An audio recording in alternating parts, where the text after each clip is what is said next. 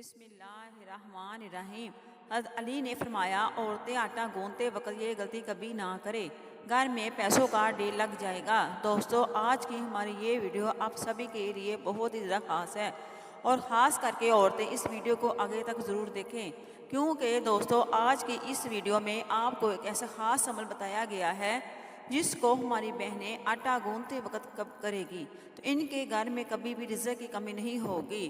اللہ ایسی عورتوں پر ہر دعا قبول فرمائے گا۔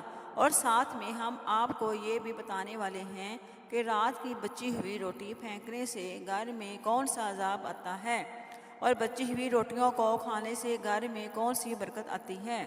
دوستو، ایک مرتبہ ایک عورت حضرت علی رضی اللہ تعالی عنہ کی بارگاہ میں حاضر ہوئی اور دوست ادب کو جوڑ کر گڑگڑا کر عرض کرنے لگی، یا حضرت، میری دعائیں اللہ کی بارگاہ میں قبول نہیں ہوتی، اور نہ ہی میرے پاس اتنا وقت اور طاقت ہے کہ میں ساری رات بیٹھ کر اللہ کی عبادت کر سکوں۔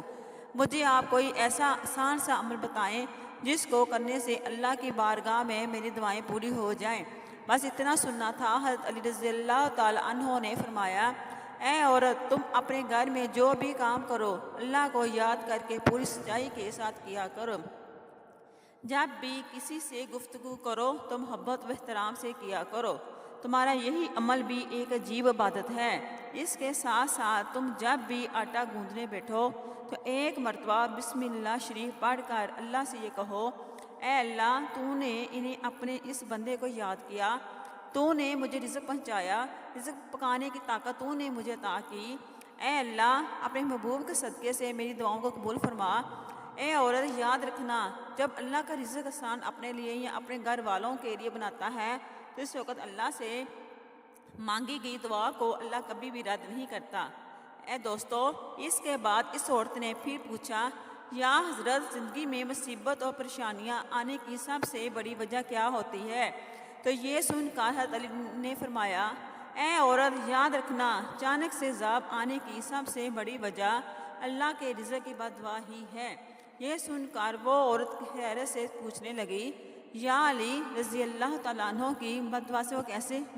یہ سن کر حضرت علی نے فرمایا، اے عورت، جب انسان بچے ہوئے کھانے کو زمین پر پھینک دیتا ہے اور اس کے بعد وہ اللہ کا رزق زمین میں پیروں تلے کچلا جاتا ہے تو اس وقت وہ رزق اللہ سے فریاد کرتا ہے، اے اللہ، تو نے مجھے انسان کے لیے پیدا کیا، لیکن انسان نے میری قدر سے بے واقف ہے ہو کر مجھے پیروں تلے کچل رہا ہے۔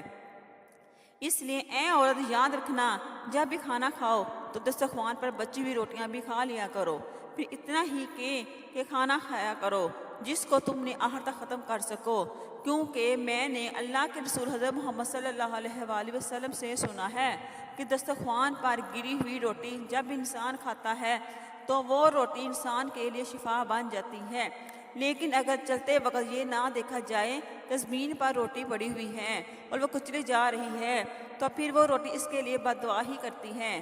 اس لیے اے عورت، جب اس زمین پر گری ہوئی روٹی دیکھو تو اللہ کا نام لے کر اس روٹی کو اٹھا لو، اور پھر اس روٹی کو کسی ایسی جگہ رکھ دو جہاں پر وہ پیروں تلے کچلی نہ جائے اور دوسری اللہ کی مخلوقات سے آرام سے کھا سکے۔ اے عورت، اس عمل سے اللہ کی رزق تمہارے لیے دعائیں کرے گا اور عزت کی دعائیں دے گا، اللہ تعالیٰ کبھی رد نہیں کرتا۔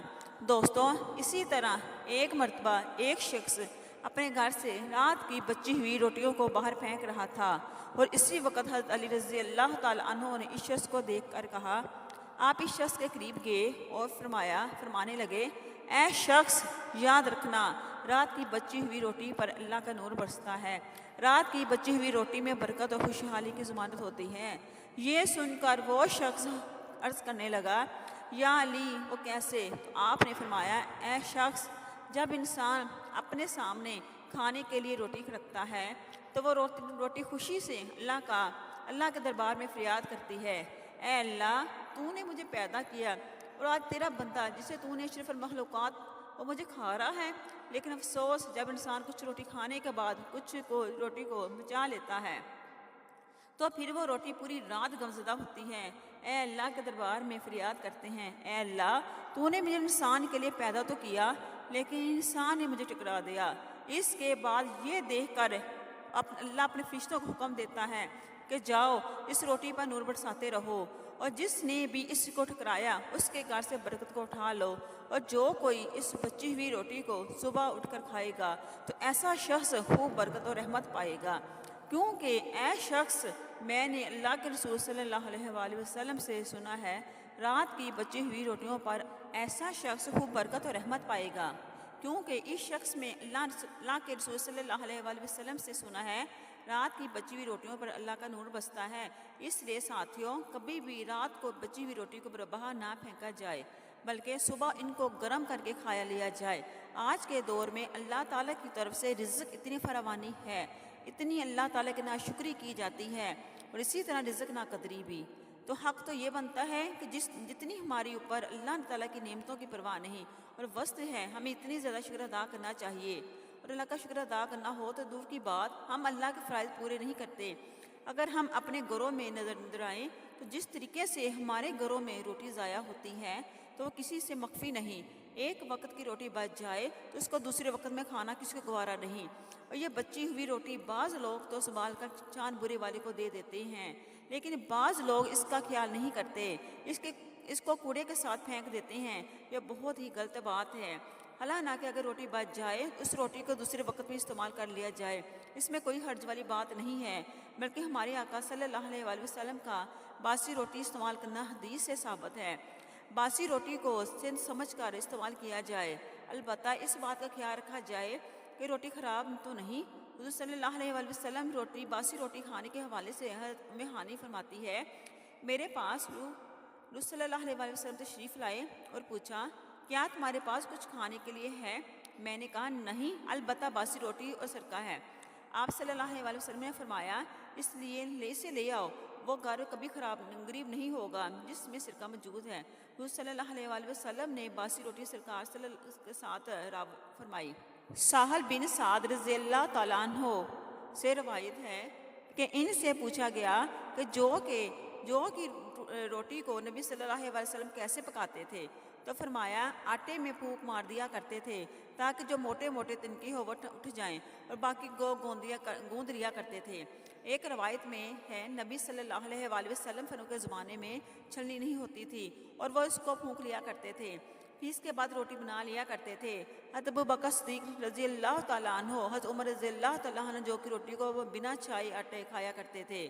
آٹا چنا ون تو نہیں تھا، آج کے گیہوں کی روٹی بھی بغیر چنے کھانا مشکل سمجھا جاتا ہے، حالانکہ بغیر چنی روٹی جلد ہضم ہو جاتی ہے۔ ابو ہریرہ رضی اللہ تعالیٰ عنہ سے روایت ہے کہ آپ صلی اللہ علیہ وآلہ وسلم کے اہل و عیال کو مسلسل 3 دن گیہوں کی روٹی کھانے کی نوبت نہیں آئی، یہاں تک کہ دنیا سے جانے کا وقت آ گیا۔ صلی اللہ علیہ وآلہ وسلم کے گھر میں کبھی ایسا نہیں ہوا قدیم دن 3 دن روز کھانا ہو فاقہ ہوتا ہو۔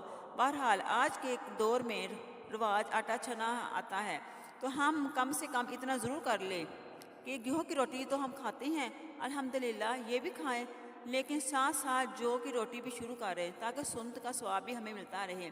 یہ تھی آج کی ہماری معلوماتی ویڈیو۔ اگر آپ کو پسند آئے تو اس کو لائک کیجیے گا، شیئر کیجیے گا، اور ہمارے چینل کو سبسکرائب کیجیے گا۔ اللہ حافظ۔